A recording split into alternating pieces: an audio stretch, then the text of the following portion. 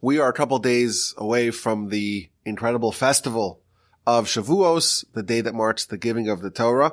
And of course, there's an ancient custom going back decades, centuries, and millennia to stay up the whole night of Shavuos and to be so eager to receive the Torah or to reenact the reception of the Torah. And we study Torah the whole night, and that is a ubiquitous custom. And in that spirit, I thought I would present you some ideas of what we could talk about on Shavuos. In the past, I've actually gone through what we're going to do today. On Shavuos, it turned out to be a very engaging conversation, and it's going to be oriented a little bit differently than what we typically do. Typically, we have like one idea that we develop, and we initiate it, and we ask some questions, and we resolve it. The focus here is more going to be on the questions and the subject matter. There is a theory that I heard, and I really like, and that is that the importance of questions and how they awaken curiosity, and they create gaps, they create dissonance, they create some sort of discomfort in your brain, and that awakens your brain to do work. And the brain that is active, the brain that's doing the work, actually is the one that does the learning. So if you have a great question, even though it doesn't resolve itself on its own, that's a portal to activate the superpower that's balancing on your shoulders, and to develop an idea, to think about an idea, and to activate the mind. And there's no night really that we need to activate the mind more than when it's 3 a.m.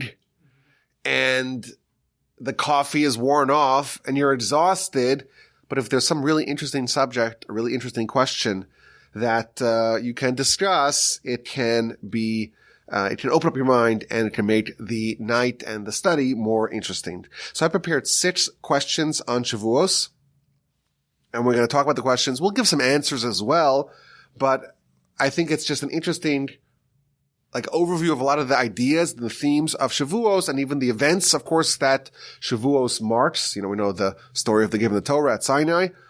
It's going to be interesting, I think, and we're not going to spend too much time on every subject. Ask the question, explain the question, maybe give an answer or 2 or 5, and move on to the next subject. So that's the idea, and let's begin. We'll start with something really easy. Shavuos is called Zman Matan Torah, the time of the giving of the Torah. Every festival has a moniker, has a nickname. We know Pesach, that's the time of our freedom, Cherusenu. Sukkot is the time of our joy. It's a time of joy. We're after Yom Kippur, we're cleansed, we're joyous. Shavuos is the time that we reenact the giving of the Torah, because it's the exact day, the 6th day of the month of Sivan, the exact day that we got the Torah 3,300 some odd years ago. So this event, the nation coalesces around the mountain, and they experience the 10 Commandments. That is the time that we got the Torah. But here's the question. What did we actually get? We didn't get the written Torah, because the written Torah we only got at the end of those 40 years. The Gemara tells us in the book of Gittin, on page 60, that there's a debate. When did Moshe write it? Did he write it incrementally? Did he write it 2 big batches? But everyone agrees that the written Torah was only delivered to the Jewish people at the very end of Moshe's life. There was a debate who wrote the last 8 verses. Was that written by Moshe with tears? Was that finished by Joshua? Because the last 8 verses talk about the death of Moshe. So Moshe, how could he write it if he's dead? And there are 2 opinions in the Gemara. I think it's in Baba Basra. But regardless, the written Torah happened much later. The oral Torah, which is the actual laws, the applications of the laws, well, that was given over the course of 40 years. Some of it was given at Sinai. Some of it was given in the plains of Moab. But not on this one day. On this one day, Moshe, he gave us, we got the 10 Commandments. He didn't give it to us, but God said the first 2 commandments to the nation. And then Moshe said the final 8, and God amplified Moshe's voice. But we have 10 mitzvos, which is a nice percentage. It's 2-3% of all the mitzvos. Maybe if you count the 14 mitzvos that are included in the 10 commandments, you have a little bit more. But the absolute majority, the bulk of the mitzvos, we did not get on Shavuos. So how do we consider this day the day of the giving of the Torah? We got 1%, 2%, a very small percentage of the Torah. Now, perhaps you may say, Well, Rabbi Wolbe, we didn't get the whole Torah on Shavuos, but we started to get the mitzvos of the Torah. That's not true as well. There are mitzvos that, of course, happened or were told initially to Abraham, to Isaac, to Jacob. There were mitzvos that were commanded to us in Egypt, like the laws of Pesach, etc., Passover, the laws of matzah, and the paschal sacrifice. And even in the city of Morah, where they arrived to 10 days after the Exodus, they got 3 more mitzvos. They got a down payment, a deposit on all the mitzvos. So 50 days after the Exodus, they get to Sinai and they get 10 commandments. But why is this the time of the giving of the Torah? That's the question. I'm going to give you 5 superb answers. But again, these are subject matters that can be expanded and discussed at greater length. So the easiest answer is, yes, we didn't get all the mitzvos, but what happened the day after the Exodus? What happened the day after the Sinai revelation? The Torah tells us, this is in Exodus chapter 24, because the story of the Sinai revelation is divided up into a few places in the Torah. Primarily, it's in chapter 20 of the book of Exodus, and then it kind of transitions, it segues to talk about other things, and then it revisits the Sinai revelation in chapter 24 of the book of Exodus. And it tells us that the next day, Moshe appoints Aaron and Hur to watch the nation, and he goes up the mountain. And the objective is to go up the mountain to get the actual details of the Torah. So when did this start? Moshe started getting the mitzvos, and thereby to convey it to us on this day, and therefore that is what we are celebrating. That's one answer. There's a second answer.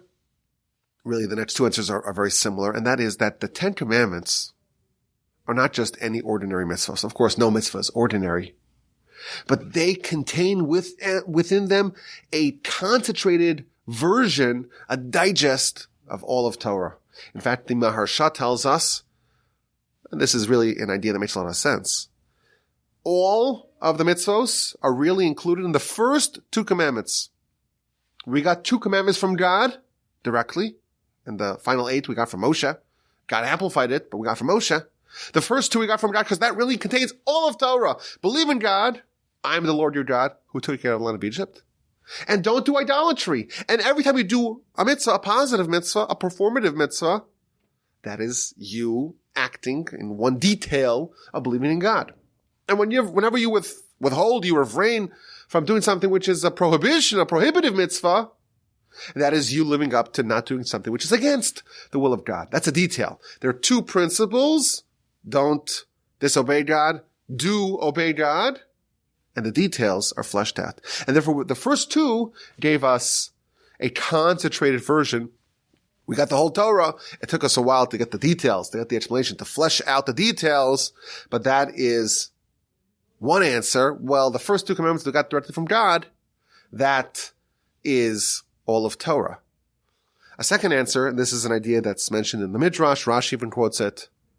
The 10 commandments contain 620 letters. And we know there are 613 mitzvos in the Torah, and there are 7 rabbinic mitzvos. So there are a total of 620 mitzvos, and each letter of the 10 commandments corresponds to 1 mitzvah, and therefore, really, the 10 commandments in general are representative of the entire Torah. Moreover, we know that the Talmud tells us in the book of Makos on page 24a that the goal, the objective of all of the mitzvos are to create faith. Emunah, faith. What does faith mean? The answer is that it can mean a lot of different things. I can have faith in God. I can believe in God. And that's like an idea. It's a theoretical idea. It's an abstract idea. And I live my life in total disregard to this principle. I can have real faith when it becomes instinctual. It becomes natural. It becomes inborn. It colors my every move, my every thought, my every deed, my every word that I say. Everything I do is guided by that. Which one is the goal? If emunah is the goal of all the mitzvahs, which one of those kinds of emunah? And I will give a little shout out in the book that I wrote, Upon a 10-String Tarp. I spent several chapters talking about the various kinds of emunah. So the answer is that the goal is instinctive emunah, where the emunah becomes instinctive, where you just interface with the world, you interact with the world, your worldview, your Weltanschauung is guided by the fact that there is a creator who gave you Torah. That is the goal. When you start off, emunah is a theoretical idea. The objective of all 613 mitzvos is to make the spiritual real and palpable. And to result, after that whole process, to a worldview that is dominated by your creator. That continuum where you start off with like theoretical, intellectual, cognitive emunah, and you result in real emunah, in instinctive emunah, that is the storyline of the Ten Commandments. You start off with an idea, I am the Lord your God. And you end off, thou shalt not covet. How do you not covet the nice, wonderful, exciting things that your friend has? The only way to do it is if you have instinctive emunah, where you instinctively interface with the world with the knowledge and the recognition that the Almighty gives you what you need, gives your friend what your friend needs, doesn't give you what he gives to your friend because you don't need that, and therefore you don't covet it. The greatest expression of someone who has real emunah, someone who has the emunah, the belief in God, fully deployed within them, is when they don't covet. It actually changes their desires. They seek to desire things that the Almighty apportioned to others. And thus, the Ten Commandments are the storyline of the Torah. This is where you start. You start with an idea, I'm the Lord your God. It's a theoretical idea. And at the end of the Ten Commandments, which is really representative of the end of our journey through mitzvos, we have so integrated the idea of emunah into our life, we cease to covet that belongs to others. And finally, the fifth answer to this question is told us in the Torah, in the run-up to the Ten Commandments, the revelation at Sinai. God tells Moshe, behold, this is in Exodus 19:9. Behold, I will come to you in the thickness of a cloud. I'm going to appear to you. And I'm going to speak to you. And the nation will hear me talking to you. The nation will be privy to this prophecy. And then they will forever believe in you. We will forever believe in Moshe.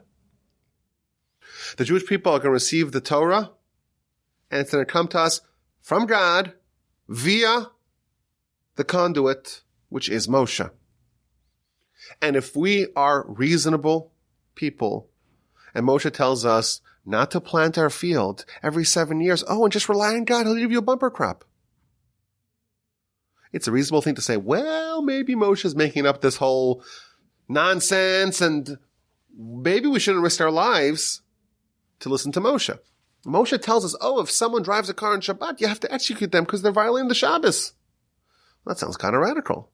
If it comes from God, okay, we have to understand it. But if it comes from God, it comes from God. He's the creator. He has the rights and he has the authority and he has the wisdom to make such decisions. If it comes from Moshe, if it's man-made, we're not interested. God tells us via Moshe to give 10% of all of our produce to charity. Tithing. That's a lot. How do we do that? If it comes from God, okay, we got to do it. He'll give us extra. Don't worry about it. If it comes from Moshe, no. Every mitzvah. We wear tefillin on our heads. It looks kind of silly. We have the mezuzah on our doorposts. It's very expensive. We got to eat kosher food. Shake the lulav. You can feel kind of foolish. All these things that we do, we're doing it only because we're trusting Moshe that he's telling us the unadulterated, unfiltered word of God. We have to believe that Moshe is legit. We cannot have any doubts into the veracity of Moshe's bona fides as a prophet. And therefore, the Sinai revelation, the Torah tells us, it's not about the content of what we're going to hear at Sinai. It's about the verification of Moshe as a bona fide, legitimate prophet. The vetting of Moshe. Moshe, of course, did amazing miracles at the Exodus. Amazing miracles. But that's not why we trust him.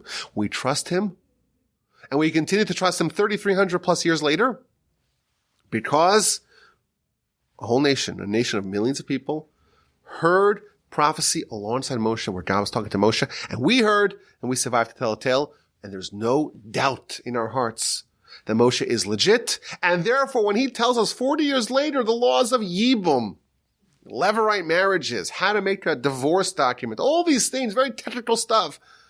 Did he make it up? We know for sure Moshe has been vetted in a way that no other prophet has been vetted.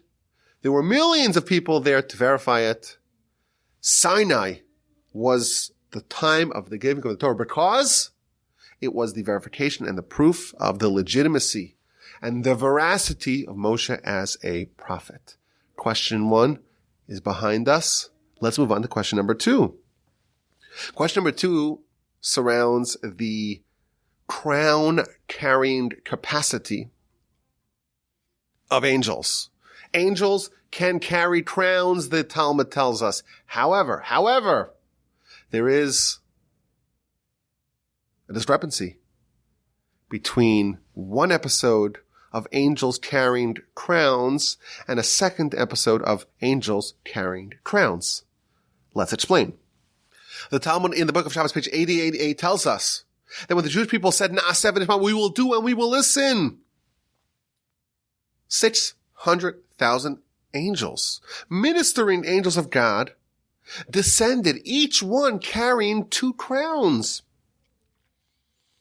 And they came to the Jews and they installed upon their head, each Jew, each one of the 600,000 Jewish souls, received 2 crowns. One for Na'aseh, we will do, and one for Nishma, we will listen. Every angel is capable of carrying 2 crowns, ostensibly. After the sin of the golden calf 40 years later, those crowns were taken away, were removed, were uninstalled. Says the Talmud, 1.2 million prosecuting angels came down and removed those crowns. Each one removed 1. The Talmud continues that Moshe earned those crowns. Moshe earned not only his own crowns, he didn't lose his crowns because he didn't partake in the sin of the golden calf, but he also earned the crowns of the Jews. Continues the Talmud of the future. In Olam Haba, the righteous will sit with their crowns in their head. What crowns will they have in their heads? Those same crowns that we had at Sinai. At Sinai, the nation achieved an apex, a level akin to Olam Haba. And therefore, we had those crowns then. We lost them. If we get back to that state of Olam Haba, we will once again have those crowns. And the Talmud concludes that when they said Na'aseh v'nishma, God was so surprised. How did they know this? This is what the angels say. This is a secret only known to the angels. So this is, of course, a very famous motto of our people. Na'aseh v'nishma, we will do and we will listen. When the nation was told, hey, do you want to have this Torah? God made this offer, this bargain. The nation didn't ask what's inside of it. They did not ask to read the fine print. They didn't have their lawyers look it over. They said, we're in. We're going to do it. We're committed to it. Even before we know what's in it, even before we listen, before we hear the details. And when they said that, God said, oh, this is what the angels said. This is an amazing thing. You get crowns. 600,000 angels, each carrying 2 crowns, installs the crowns. When they sin the golden calf, they lose those crowns. But those 1.2 million crowns are removed by 1.2 million prosecuting angels. And of course, Moshe will get it after the Jewish people lose it. In Olam Haba, we'll get them. But here's the question. The crown-carrying capacity of an angel apparently changes. Why does it take double the amount of angels to remove the crowns as it takes to install them? Interesting question, and we're going to offer some answers to this question. One answer, this is an important idea, of course, can be elaborated upon. One answer is that God's reward always outweighs his punishment.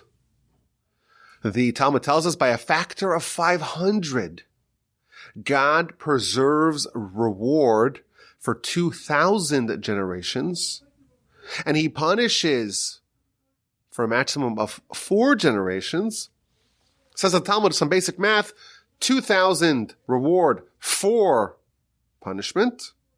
That tells us that God is much more compassionate and rewarding than punishing by a factor of 500. And therefore it will be assumed, or we can extend this idea to say, well, the angels that are in charge of rewarding are going to be more capable, more able-bodied, if that can be used, more able-angeled, than the punishing angels. And therefore, you have a rewarding angel. They're going to have the ability to carry even 2 crowns. So muscular are these angels. Whereas the other angels who are there to punish, they're feebler, they're weaker, they're not as strong, and all they can handle is 1 crown. That is an idea that has been suggested. The Ben Yehoyada, he gives 3 somewhat related answers. So he asks a question, how come an angel is able to install 2, to carry 2, to install 2, but not to remove 2? So the first thing he says is that when they were placed upon the heads of the Jewish people, it was the angels from the right side, and they're stronger than the angels on the left side. Very Kabbalistic. And then he adds another twist to this, which again is very advanced. But he said, when you have a good angel, even the left hand of the angel is like a right hand, can do good. Whereas you have a bad angel, doesn't work with the right hand, only works with the left hand. And this is a Kabbalistic idea that appears in many places.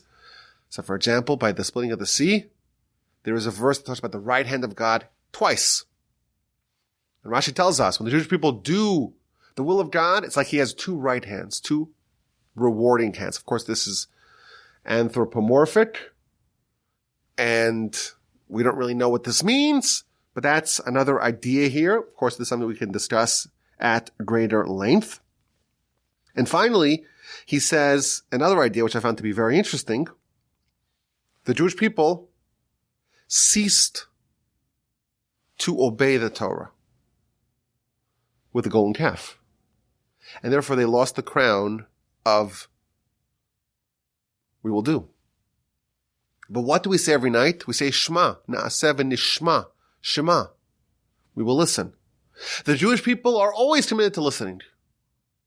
The only flaw, this is an advanced idea, the only flaw that we had with the golden calf was that we stopped to do.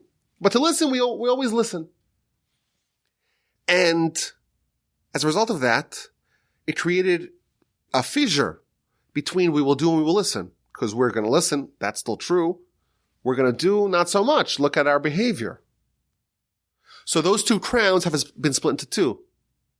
And we can only have both crowns. We can't have just one. So we have to lose those crowns.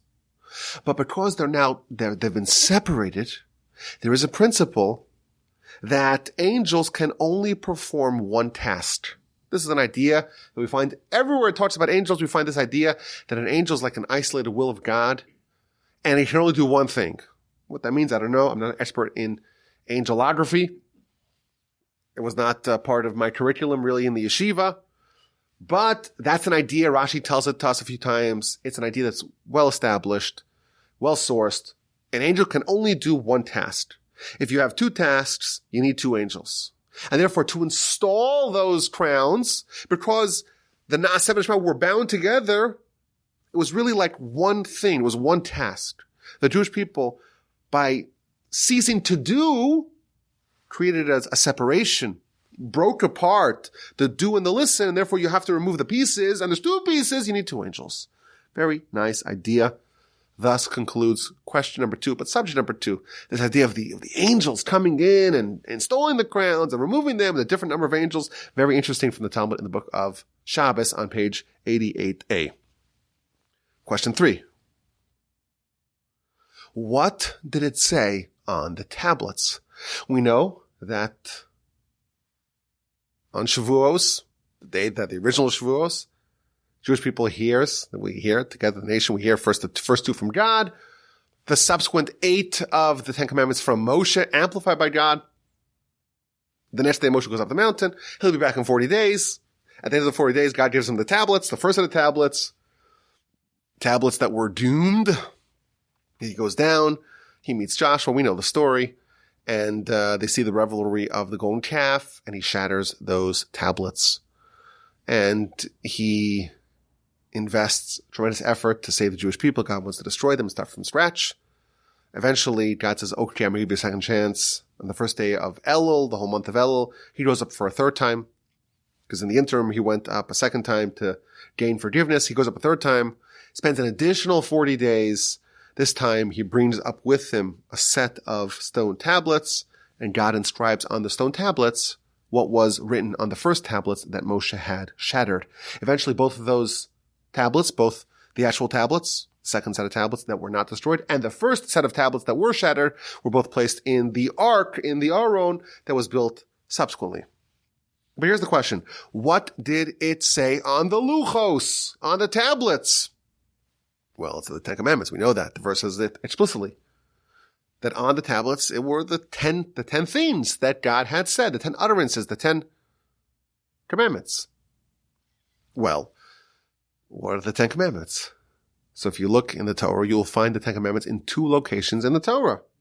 In the book of Exodus, chapter 20, and in the book of Deuteronomy, where Moshe retells the story, of course, in the Deuteronomy, the repetition of the Torah, he revisits the Sinai revelation and talks about the 10 Commandments. But if you look at the 4th commandment, in the first time it's told to us, in chapter 20 of the book of Exodus, it says the words, Zachar, remember, the day of Shabbos, to sanctify it. In Deuteronomy chapter 5, verse 12, it says a different word. Not Zachor, as Yom Shabbos L'Kadsho. It says Shamar, guard, observe the Shabbos day to sanctify it.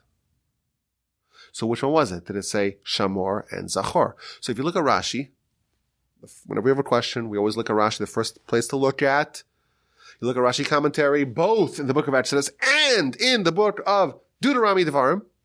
In both instances, he points out the discrepancy. He says, wait a minute. How come here it says Zachar in Exodus and there it says Shamor in Deuteronomy? That's the question he asks in Exodus. And in Deuteronomy, he asks the same question. How come here it says Shamor and there it says Zachar? What's going on? And in both cases, he gives us the same answer. He says, Sinai, this was prophecy. This is not just ordinary communication. This is prophecy. So God said, Shamor v'Zachor b'dibur echad. He said them in one utterance, one speech, in one sentence. He said both Shamor and Zachor. Both 2 words, the different words. Today, Rashi even says, we can't say it, we can't hear it, we can't process it, but this is prophecy. A supernatural dimension, a higher level, a higher plane. At Sinai, during this prophecy, these 2 words were said together. Wow, amazing. But here's the question. That explains what was said at Sinai. But what was actually etched into the luchos, into the tablets? Was it Zachor as featured in the book of Exodus, or was it Shamor as featured in the book of Deuteronomy? It's okay. Like humans, ordinary humans can hear, can say, can process 2 words at once. That's a prophetic, higher level dimensional communication. I get that. But if you looked at the luchos, you looked at the tablets, what did it say? Now you may say, well, Rabbi, you just told the answer yourself. There were 2 sets of tablets. And the first one it said Zachor, and the second one said Shamor. You just told me there were 2 sets of tablets. One of them was shattered. One of them God inscribed upon it. Maybe that's the answer. Is that a good answer? Is that a good answer? It's not. Here's why. When God tells Moshe, okay, I've forgiven the Jewish people, come bring up a second set of tablets and I will inscribe on those second set of tablets what was written in the first tablets. He says explicitly, I will inscribe on the second tablets the same thing that I had inscribed on the first set of tablets, sheshibarta, that you shattered. So we have a verse explicitly in Scripture telling us that no, the content, the words of the first and second tablets were identical. So which one was it? This is a great mystery. I wrote in my newsletter a very long and persuasive essay about this, and I proved conclusively that it was shamor, that it had said on the tablets, both the first and the second set of tablets. And if you want to read the evidence, you have to subscribe to my newsletter and send me an email, rabbiwolbe@gmail.com, because it's too good. It's just too good to say over on the podcast. I just can't say it over. It needs some visuals. I'll send you the essay if you would like. That is question number 3. Let's move on to question number 4. This is an interesting one. So you told me that God gave Moshe a first set of tablets. And he went down the mountain. He shattered those said tablets. And then he intervened. He prayed. He went up a second time. He went up a third time. Got the second set of tablets.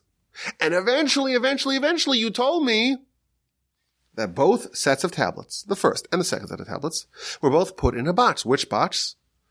The Aron, the Ark.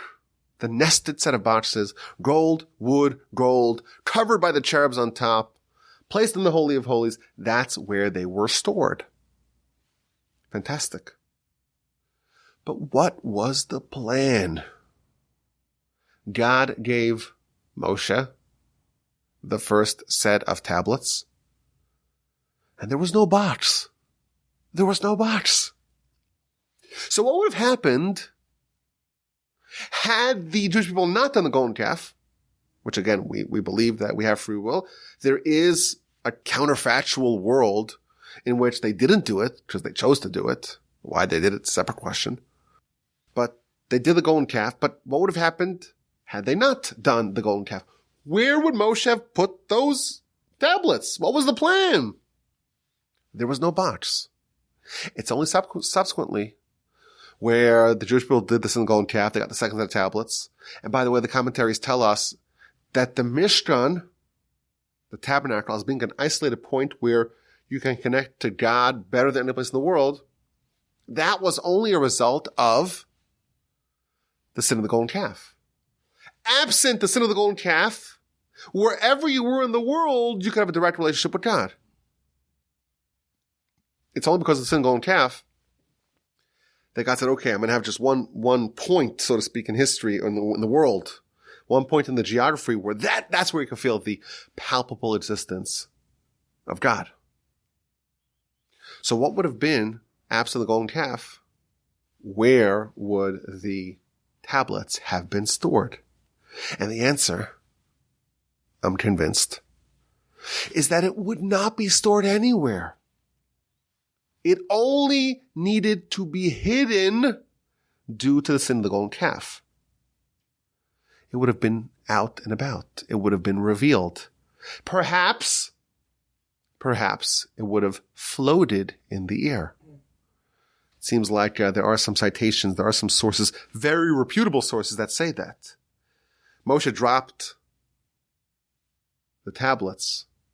According to one version of the story in the Midrash, they got so heavy because they were godly tablets and they would have been suspended midair. On one hand, we're keeping it close to us. On the other hand, it's kind of connected to God. So it's suspended midair. There's a force pulling it up, a force pulling it down. It's floating. God says, okay, I'm finished with you. I'm done with you. So Moshe's holding these massive boulders. They fell. They fell and they shattered. That's one version. Of course, there's a lot of commentary, a lot of literature about what exactly happened. But the plan was for us to have the tablets. Not just to have the tablets in theory, in a box. That's the hardest place in the world to get it. Inside You had to go into Jerusalem and into the temple and into the courtyard and into the sanctuary and into the Holy of Holies and into, and you get to the botch and into the botch and into the botch and multiple botches. It's hidden like this Russian doll, inside, and you can't really go past, 1 level, 2 levels. Even Aaron could only get to the last level, and he couldn't open up the box. It's hidden. And it wasn't supposed to be like that. And there's a very deep idea here. The golden calf, that terrible blunder of our people, mirrors the sin of Adam. How so? Adam, pre his sin, was this really high level, this otherworldly angelic existence, not even angelic, much higher than the angels. That is what Adam was. And he sinned. In the words of our sages, the venom of the serpent was inserted in him, and he was reduced. He was diminished. He had his stature lessened. With the revelation at Sinai, the nation had all that venom removed. In the words of the Talmud, the Book of Shavuos, page 146a, Paska zu amasam. This influence, this poison, this venom of the serpent was removed. They were cleansed. They had been restored to Adam before his sin, that level. With the sin of the golden calf, they, like Adam before them, were greatly diminished. You'll find a lot of parallels between the sin of the golden calf and Adam's sin. Listen to this. The term cherub appears in 2 contexts in the Torah. Once in the book of Genesis, after Adam is evicted, he's booted out of the garden, he wants to go back in. And God installs the flaming, swirling sword upon the door of the garden. He can't go in. And he stations cherubs to guard the path of the tree of life. The first time that the words kruvim, or cherubs, appears in the Torah, they are guarding the path of life. And then they appear later on. And what are they? They are these gold figurines of sorts that were etched into the cover of the ark. Again, the cherubs are guarding what we had previously. Previously, we would have had access. We would have been around the tree of life, the Torah. Not just the Torah, the ideas of the Torah, but the actual handiwork of God. The tablets etched by God, crafted by God. And we lost it. We still have it, it's still there, but it's guarded by cherubs. But the plan would have been that there wouldn't be any cherubs, absent the sin, absent both the sin of Adam and the sin of the Jewish people, and the golden calf. We would have gotten beyond those cherubs and would have been together with the tree of life. Thus concludes question number 4, or subject number 4. Let's hit to number 5. The most jarring event, perhaps, in the Torah is the shattering of the tablets at the foot of the mountain. And I'll read to you a Talmud that will knock your socks off. And it'll knock them so far away, you won't be able to find them for a month. You won't believe this Talmud, therefore I'll give you the sources. It's found in the Talmud, in the Jerusalem Talmud, in the book of Tainus on page 23a. It's talking about Moshe shattering the tablets. And it tells us that the dimensions of the tablets were 6 tvachim, 6 hand, or whatever that's called, a fist lengths, or really 4 fingers. 6 tvachim long and 3 tvachim wide. And God was handing over the luchos, the tablets, and there was a transfer that happened where God had the tablets, and then he gave them to Moshe. And in the middle of that, he handed them over to Moshe. This is what the Talmud says. And Moshe was holding 2 tvachim, 2 finger breaths, not finger breaths, I think it's called hand breaths. 2 hand breaths were in the hands of Moshe. and 2 were in the hands of God, and 2 in the middle. That was kind of the exact moment of the handing over. And precisely at that moment, that's when the sin of the golden calf happened. And by the way, this may blow your mind a little bit. The only time such a terrible sin could have happened is at a time where such a tremendous high level of connection to God was possible. If we don't have the ability to have such a high level of connection to Hashem, to God, that he's actually, we're holding, so to speak, us, our representative. Moshe is holding the tablets, and God's holding the tablets, and there's 2 tablets in the middle, and this is the moment of the transfer. And that's the closest we've ever been to God as a nation. Only then does the Yetzer Hara, always equal, always balanced, he's going to be just as strong, and such a terrible, egregious sin can happen precisely only at that moment. Things are always balanced. At that moment, the Jewish people do the terrible sin of the golden calf. And in the middle of this transfer, this happens, and God says, okay, I'm pulling this back. I'm retracting. No deal. Let's retrade. Let's discuss the details again. And God tries to pull this. This is the Talmud. I told you won't believe me about this. This is the Talmud. God tries to remove it from Moshe. Words of the Talmud. V'gavra yado shel Moshe. But Moshe won the arm wrestle. He won the arm wrestle. He overcame with the strength of Moshe's hand. And he snatched them from God. And that's why when Moshe is being eulogized in the Torah, it praises him, ulachol hayad hachazaka. And for all the strong hand that Moshe did. What strong hand did Moshe have? It's referring to this. Moshe's hand overcame God, whatever that means. What an amazing Talmud. Such a great mystery.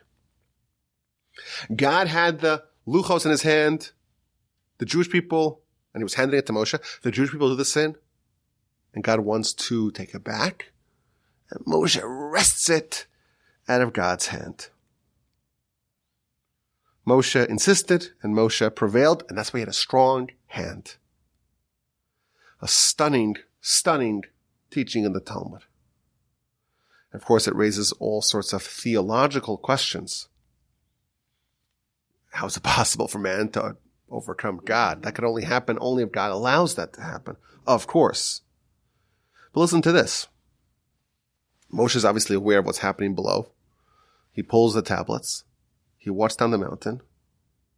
And remember, he was very insistent on getting those tablets. God wanted to pull them away. And Moshe insisted, no, I gotta take it. He really wants those tablets. He gets down the mountain, he meets Joshua, they have a conversation. They go back to the camp. They see the revelry of the golden calf. And those tablets that he just wrested out of God's hands, he throws them on the ground and he shatters them at the foot of the mountain. So I don't get it, Moshe. Do you really want them? Or do you not want them? Why did Moshe bring it down just to shatter them? He's so insistent to extract it from God. And then he has it. He has it. You want it so badly. And then he break it. If you feel the nation doesn't deserve it, God, you're right. The nation is not worthy. Keep it. That is legitimate. If you're going to insist that the nation is deserving of it, you pull it out. Okay, so then you give it to the nation. Why break it? Why is he insisting on bringing the tablets down from heaven and still insisting on shattering them at the foot of the mountain? What's going on here in Moshe's head? What's Moshe's calculus? Now, to make this thing even more interesting, we know that this story of Moshe shattering the tablets is one of the crowning achievements of Moshe's life. In the very last verse of the Torah, this is the eulogy of Moshe in chapter 34 of Deuteronomy. The verse says, Ulechol hayad hachazaka, for the straight hand, for the strong hand, and the great might, asher asa Moshe le'eini kol Yisrael, that Moshe did to the eyes of all of Israel. And Rashi says, what did Moshe do before the eyes of all of Israel? That he was inspired to shatter the tablets. And Moshe says, I shattered the tablets before the eyes of Israel. And therefore when it says that Moshe did the great thing, the great wonders before the eyes of all of Israel, it's referring to him shattering the tablets. Moshe had a lot of accomplishments. His biography is just studded with great accomplishments. And what towers above it all? He shattered the tablets that he pulled out of God's hands, in the words of the Talmud. What is going on? This is a good question, and there are many, many answers. I will tell you that I once asked this on a Parsha podcast. Did you know that I have a Parsha podcast? Parsha podcast. And not this past year, but in the past, we've done a segment at the end of the show called A and Q, answers and questions, where I ask a question and I solicit answers from the listeners. This particular question, I asked it in the Parsha podcast. And one guy, a friend of ours named Adam, submitted 8 different answers to this question. So there's a lot to talk about. But some of the ideas that were shared about this particular question. So one answer is that something had to be shattered. There was a sin here of such magnitude that this just demanded something be broken. It was either the nation that was going to be shattered, or it was the tablets that were going to be shattered. And Moshe, in his love and benevolence for the Jewish people, in his commitment as a shepherd of the nation, he said, I'm going to take the tablets and shatter the tablets, because that will be sufficient punishment for the nation. They will endure. If I don't take the tablets, I leave the tablets here, something needs to be broken, and the only thing left here to break is the nation. And therefore he forced, so to speak, God's hands, grabbed those tablets. He knew he was going to shatter them. He shatters the tablets, but he spares the nation. That's an idea that was shared. A second idea that was shared is that Moshe knew the nation needed to be saved. And just like a defibrillator, sometimes the way to start the heart is to stop it. To stop it. To shock it, stop it, reach rock bottom, and then you could restart. A nice idea. And therefore he had to do something really dramatic to kind of catch their attention and to shake them awake. And only then can it be fixed. But an interesting question. The calculus of Moshe, and specifically that this is heralded as Moshe's greatest achievement. And that's just really interesting, where we try to figure out what exactly is Moshe thinking, what is he doing, and why is this so special? And perhaps one way to help figure that out is to study this angle of it, that Moshe is taking it from God. He has the strong hand taking it from God. And finally, question number 6. The Festival of Shavuos is on the 6th day of the month of Sivan. We have 6 questions. 6 questions. Vayer vayvoker yom hashishi. The verse says in Genesis, the 6th day. Every day was day 1, day 2, day 3, day 4, the 6th day. Why is it the 6th day? So the Talmud tells us all of Genesis hinges upon Sinai. Hinges upon the 6th day. Not the 6th day of creation, but the 6th day of Sivan, when the Jewish people accept the Torah. All of creation is dependent upon Torah. And therefore it is Hashishi, the 6th day, because this is the actual day where Genesis is completed. The world is great, but it's imperfect, absent Torah. So 6 is an important number. Let's get to question number 6. This one is a little bit of a wild card. The Talmud tells us that the great Rava, who is the name that appears most frequently in the Torah, in the Talmud, he was studying very intensely. And he was totally oblivious to everything around him. And he had his hand jammed under his leg, and he wasn't even noticing what he was doing, but he was bleeding profusely. And because he was so engrossed in his Torah study, he just didn't notice it. And then there was a heretic, a Sadducee, who witnessed this. And the Sadducee said to him, you guys are just an impetuous people. You are impetuous. At Sinai, you said, we'll do what we'll listen. Who says that? Are you going to sign away your rights before you know what you're signing? Sure, sign. Yes. Accept. What are you doing? You're impetuous. Got to read the details. Read the fine script. And look at this Rava. He's studying Torah so diligently, so intensely, so assiduously. He's totally oblivious of the world around him. You haven't learned your lesson. You're still the same impetuous nation that you were at Sinai. That's the Talmud. Again, the book of Shavuos, page 88a, going into 88b. The same Talmud talks about God taking the mountain, turning it upside down, threatening the nation. The same Talmud that talks about Moshe going up to heaven, having to negotiate with angels. The same Talmud talks about the nation receiving crowns at Sinai. Not all, but most of the Talmud's citations about the Sinai revelation are found in the book of Shavuos, page 88. Starts at 87, goes 88, 89, a few pages in the Talmud. But it brings the story of Rava's intense study, and the Sadducee linking the intense study of Rava to the nation's impetuosity and accepting the Torah without knowing the details. And the question is, what is the connection? Rava, you could say, he's a bit foolish. He's like the absent-minded professor. He's just so intensely involved, doesn't even notice what he's doing. He's behaving so silly. He's bleeding, doesn't even notice it. You could say he's a fool. He's oblivious to his pain.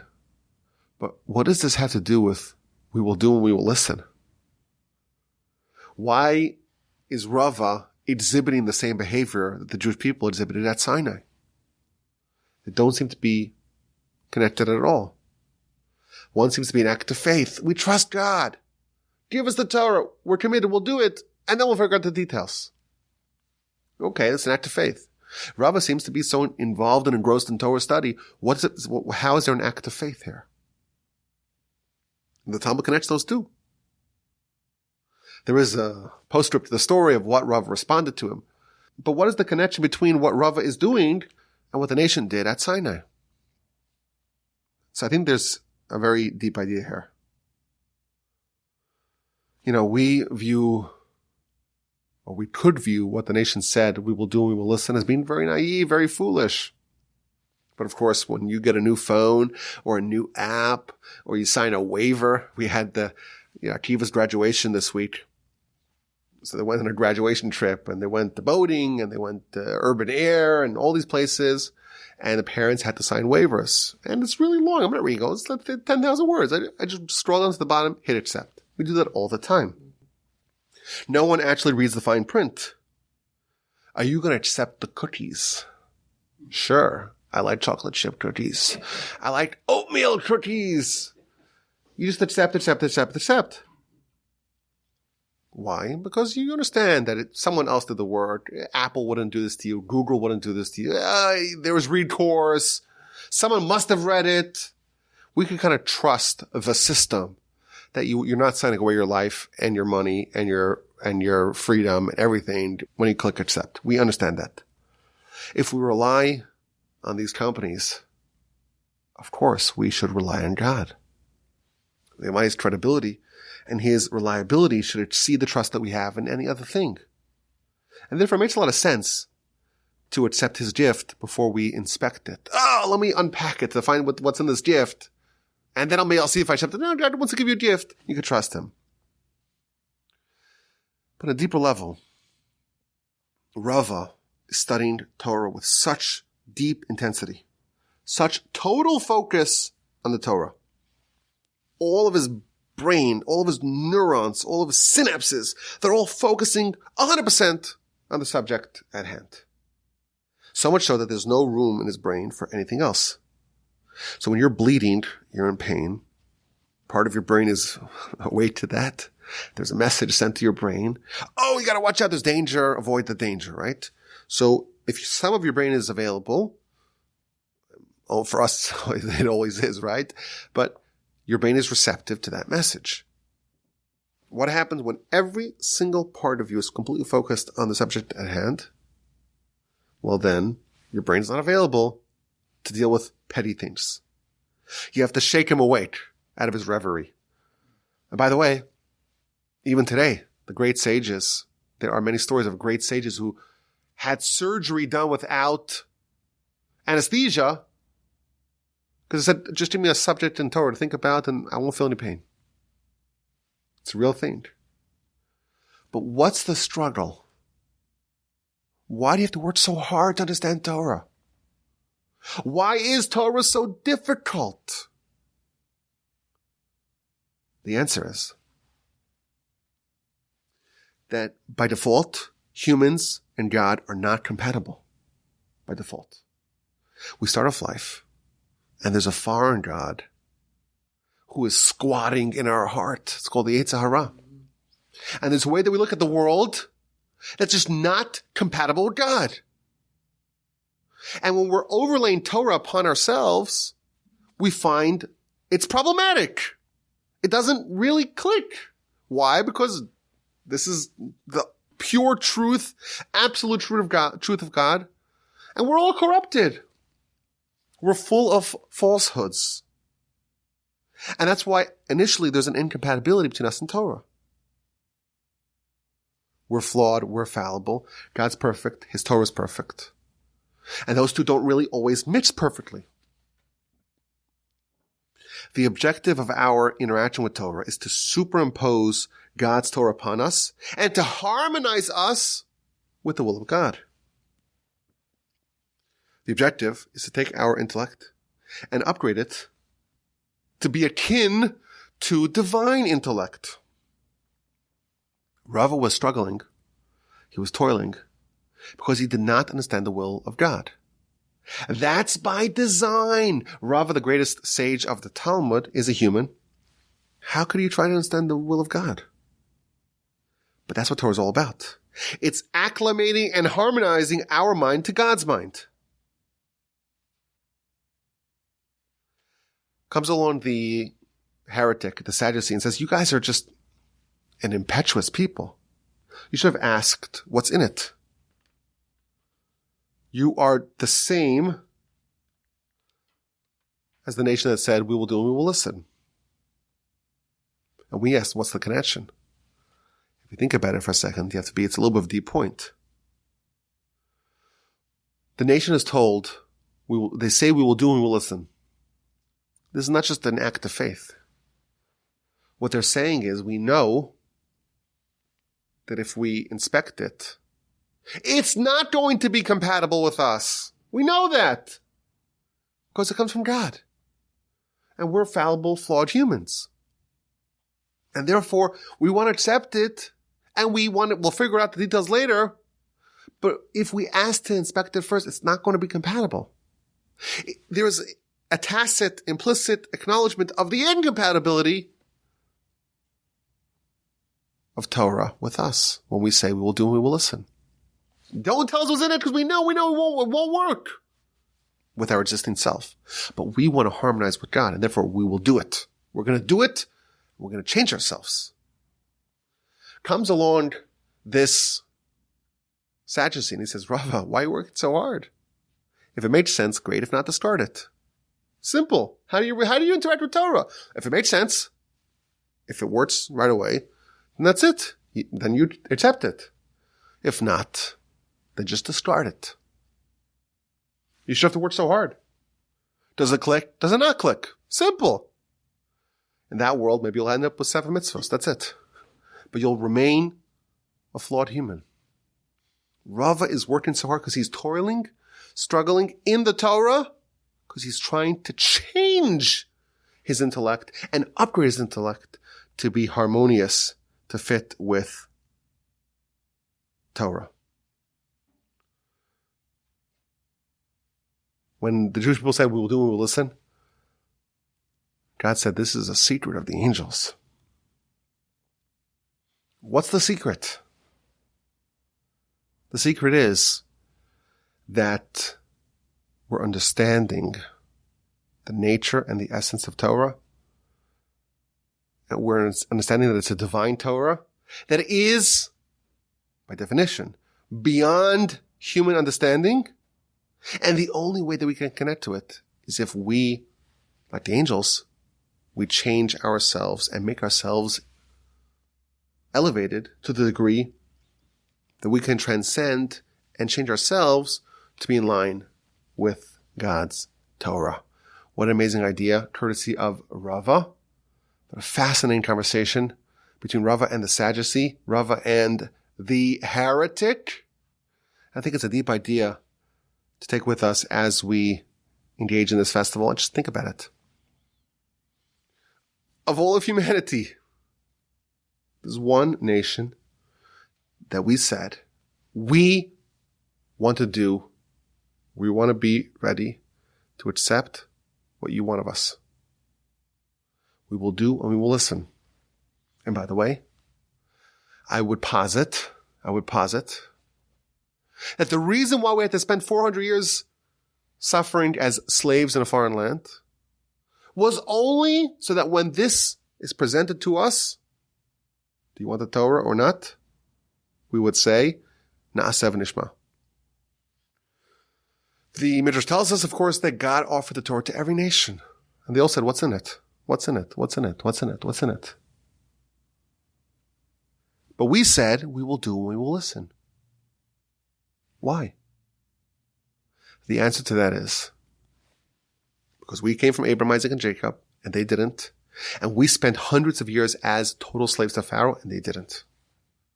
Those two qualities created the nation that can say we will do and we will listen. We're committed to God 100%, like Abraham.